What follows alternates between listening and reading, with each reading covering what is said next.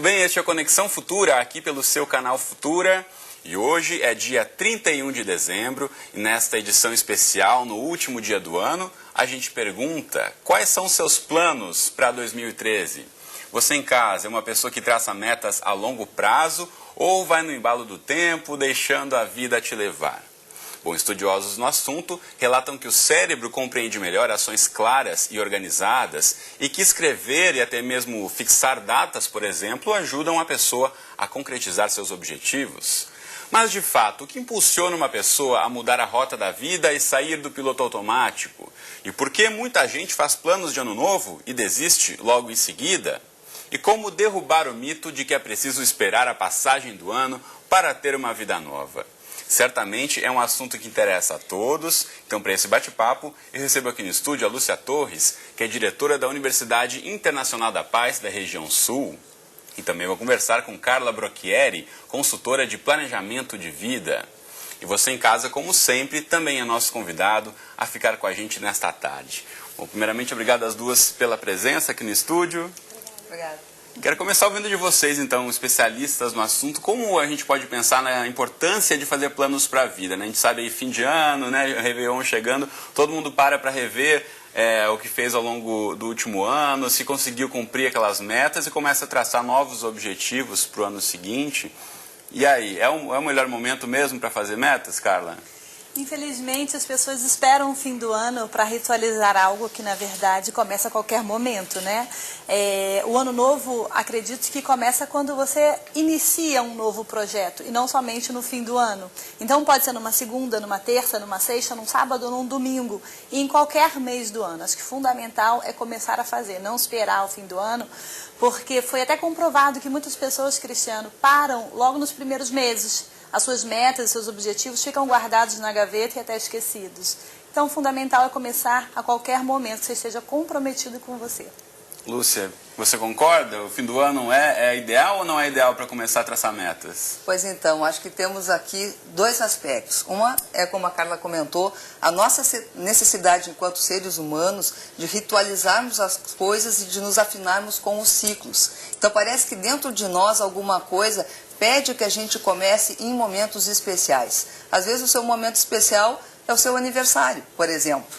Ou nessas datas que tradicionalmente as pessoas associam ao início de alguma coisa. Então, algo em nós precisa fazer essa reflexão e essa reorientação. E a gente escolhe marcos, escolhe datas significativas, porque parece que para os nossos sonhos, para essa parte, digamos, mais do nosso coração ou da nossa alma, esses momentos vão nos dar força para aquelas metas e para aquelas intenções. Então, há um fundo arquetípico nos orientando nisso tudo. Talvez por isso essa preferência por determinadas datas.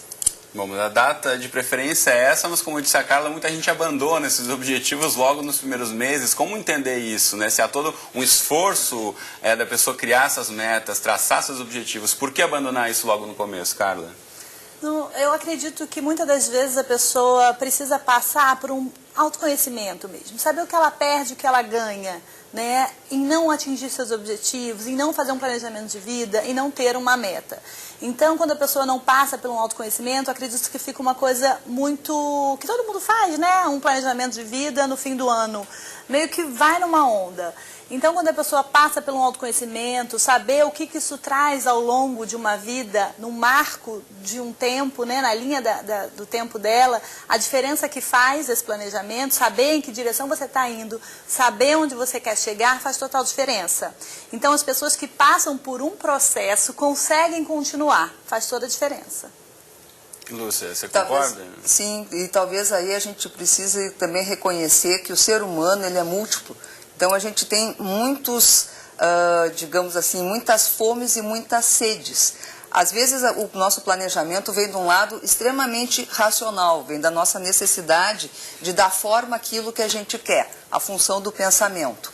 E aí, se a gente se atrela somente nas questões práticas, objetivas e racionais e desconsidera as sensações, os sentimentos, as emoções, muitas vezes ali, como este outro lado não está sendo atendido, há um boicote, há uma dificuldade de chegar naquela meta e naquele plano, por mais que racionalmente a gente entenda ou queira, porque uma outra parte nossa, que digamos sejam uns 90% do iceberg, não quer ir para lá.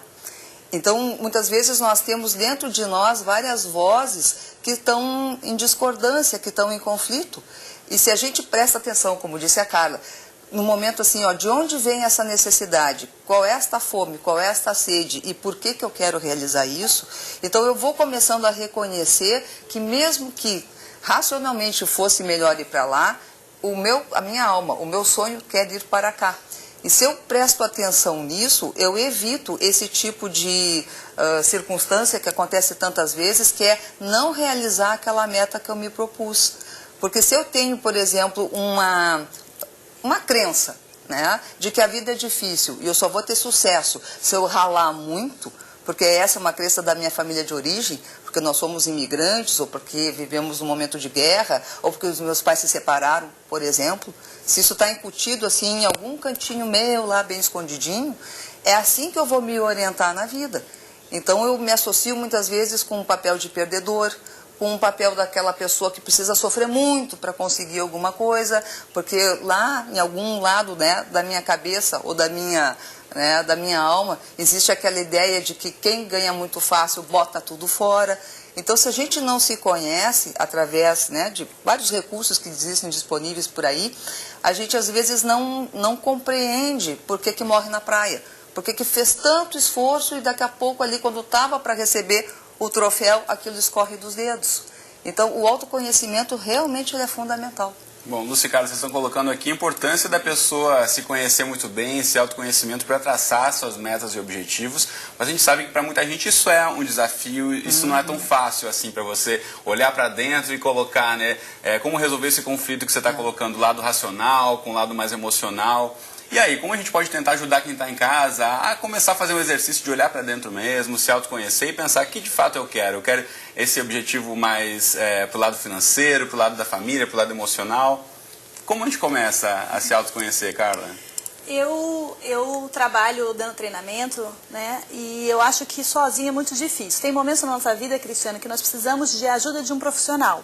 Então, se você tem um problema de coração, você vai no cardiologista, né? Se você tem um problema ósseo, você vai no ortopedista. E quando você quer se autoconhecer, você quer fazer um planejamento de vida, você quer fazer uma mudança ou uma descoberta, acho que precisa de profissionais. Tem psicólogos, terapeutas, coaches, enfim. Tem vários tipos de profissionais que podem orientar. Sozinho, eu acredito ser muito difícil.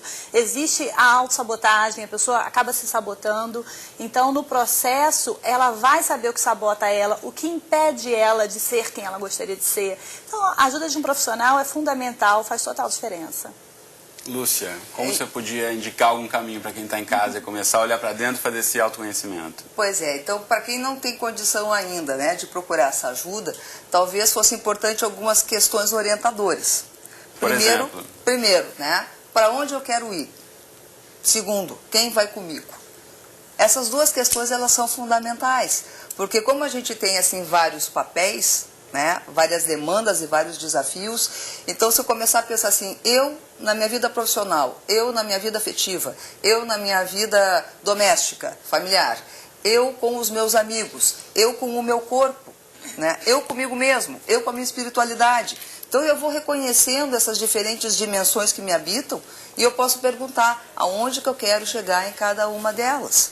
Se eu tiver esses focos ou esses sonhos, porque às vezes também a gente desconsidera esse lado de que uma parte nossa precisa sonhar. E sonho não é a mesma coisa que ilusão.